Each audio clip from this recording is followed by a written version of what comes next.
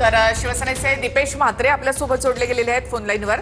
Deepeshji, KDMC मध्ये मनसेनं पाठिंबा दिलेला आहे शिवसेनेला।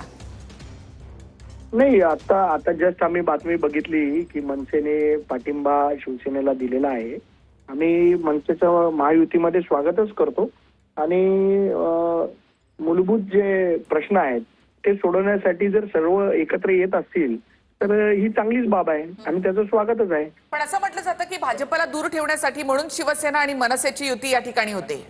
नाही, खासदारांनी आता खासदार डॉक्टर श्रीकांत शिंदे साहेबांनी आता बाईट दिला, तो बाईट मी पाहिला, तर त्यांनी स्पष्ट म्हणालेत की रवींद्र चव्हाण साहेब आणि एकनाथ शिंदे साहेब हे महायुतीचा सगळा निर्णय जो कल्याण डोंबिवलीला ठरवतील आणि मनसे महायुतीमध्ये सामील झाले किंवा शिवसेनेला पाठिंबा दिलाय आणि याच्यामुळे आम्ही त्यांचं स्वागतच करतो।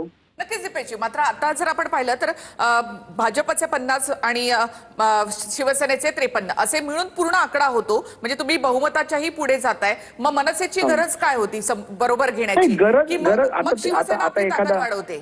नाही नाही नाही, हा प्रश्न तुम्ही मनसेच्या पदाधिकाऱ्यांना विचारायला पाहिजे। कारण बघा, आम्ही इथे एकत्रित महायुतीमध्ये एकत्र लढलो, आम्ही युतीमध्ये लढलो आणि युतीमध्ये आमच्या 100+ सीट आलेल्या आहेत आणि 100+ सीट असताना मनसे सारख्या पक्षाला जर वाटलं असेल की बाबा यांचे 100+ सीट आहेत तर इथे आम्हाला काम करता येणार नाही, तर आम्ही सत्तेच्या बरोबर गेलेलं काय वाईट आहे? तर हा प्रश्न कदाचित तुम्ही राजू पाटलांना विचारायला पाहिजे की तुम्ही सत्तेत सहभागी होण्याचा का निर्णय घेतला, आणि आम्ही त्यांचं स्वागतच करतो। ते जर विकासासाठी येत असतील एकत्र तर आम्ही मनसेचं स्वागत करतो।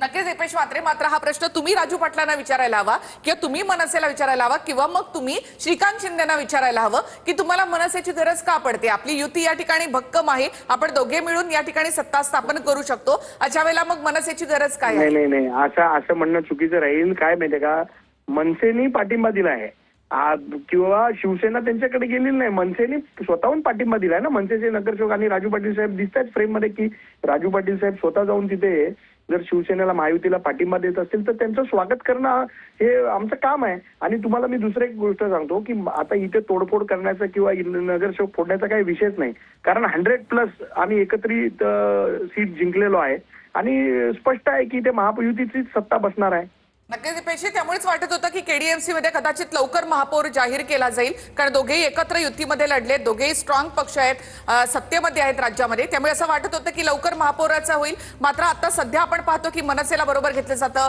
सेना सोबत आली तरी आम्हाला चालणार आहे, अशा प्रकारची वक्तव्य श्रीकांत शिंदेंकडनं येत आहेत। हो, मी एवढंच सांगू इच्छितो की जी निवडणुकीची प्रक्रिया आहे, महापौर पदाची जी प्रक्रिया उद्या जी सोडत होणार आहे त्या सोडतीनंतर महापौराची प्रक्रिया पूर्ण होईल आणि सत्ता स्थापनेचा निर्णय आणि युतीमध्ये लढलेलो आहे त्याच्यात बाकीच्या पदांचा निर्णय हे पक्षश्रेष्ठी घेतील।